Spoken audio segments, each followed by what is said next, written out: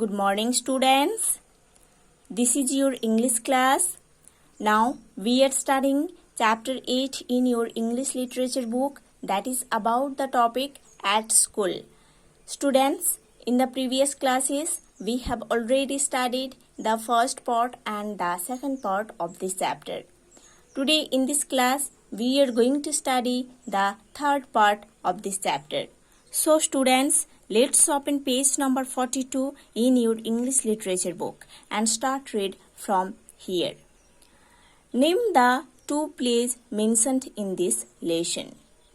Okay, the answer is the two plays mentioned in this lesson are number 1 Shravana's Pitri Bhakti Nataka, number 2 Harishchandra. Now read. There was another such incident during the time when I was in the 7th standard. जब मैं 7th standard में था तब और भी एक incident हुआ था. और भी एक इंसिडेंट हुआ था उस टाइम जब मैं 7th standard में पढ़ता था.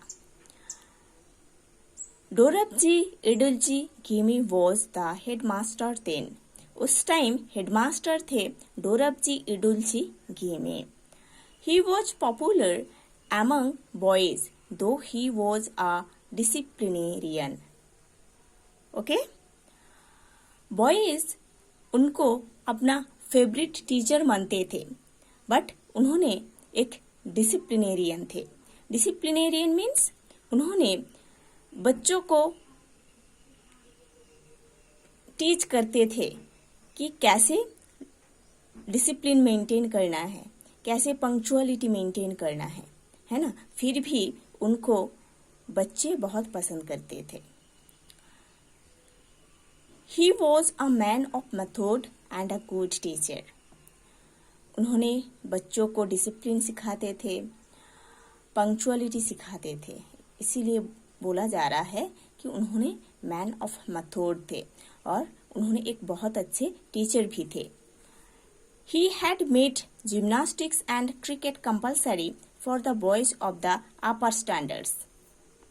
Upper standards में जितने बॉयज पढ़ते थे उन लोगों के लिए उन्होंने जिम्नास्टिक्स एंड क्रिकेट कंपलसरी कर दिए थे, है ना. अपर स्टैंडर्ड्स में जितने बॉयज पढ़ते थे उन लोगों के लिए जिम्नास्टिक्स एंड क्रिकेट में पार्टिसिपेट करना कंपलसरी कर दिए थे. आई डिसलाइक्ड बोथ. मेरे को ये दोनों पसंद नहीं था. जिम्नास्टिक्स भी मेरे को पसंद नहीं था, क्रिकेट भी मेरे को पसंद नहीं था. I never took part in any exercise, cricket और football before they were made compulsory. मैं कभी किसी एक्सरसाइज में, किसी क्रिकेट में, किसी फुटबॉल गेम में मैं कभी पार्टिसिपेट नहीं करता था स्कूल में ये सब कंपलसरी होने से पहले. ओके, स्कूल में ये सब कंपलसरी होने से पहले मैं कभी किसी एक्सरसाइज, क्रिकेट या फुटबॉल मैच में मैं पार्टिसिपेट नहीं करता था. My shyness was one of the reasons for this aloofness, which now she was wrong. मेरा जो शाइनेस था, है ना, मेरा जो शाइनेस था मीन्स उन्होंने बहुत शर्माते थे. ओके, गांधी जी ने बहुत शर्माते थे कुछ भी करने के लिए. ऐसे बहुत बच्चे होते हैं. सो उन्होंने बोल रहे हैं कि मेरा जो साइनेस था ये था मेन रीजन, मैं ये सब कुछ से दूर रहता था. आई then had the false notion that gymnastics had nothing to do with education. मेरे अंदर एक फॉल्स नोशन था कि ये जो जिम्नास्टिक्स है ये एजुकेशन का कुछ अच्छा नहीं कर सकता है ना. एजुकेशन के साथ ये जिम्नास्टिक्स का कुछ रिलेशन ही नहीं है. मेरे अंदर एक फॉल्स नोशन था. ठीक है. Today, I know that physical training should have as much place in the curriculum as mental training. But अभी मेरे को लगता है कि फिजिकल ट्रेनिंग बहुत ही ज़रूरी है. जैसे कि मेंटल ट्रेनिंग बच्चों को दिया जाता है, वैसे ही बच्चों को सेम वे फिजिकल ट्रेनिंग भी देना चाहिए. ये अभी मेरे को लगता है. Why is sports important for everyone? Sports सब के लिए इम्पोर्टेंट क्यों है? But though I was none, the urge for having neglected exercise, I am still paying the penalty of another neglect. जब मैं स्कूल में स्पोर्ट्स को नेग्लेक्ट करता था, ऐसा नहीं है कि मेरे को ऐसे छोड़ दिया जाता था. इसके लिए मेरे को पनिशमेंट भी दिया जाता था जब मैं स्पोर्ट्स को नेग्लेक्ट करता था.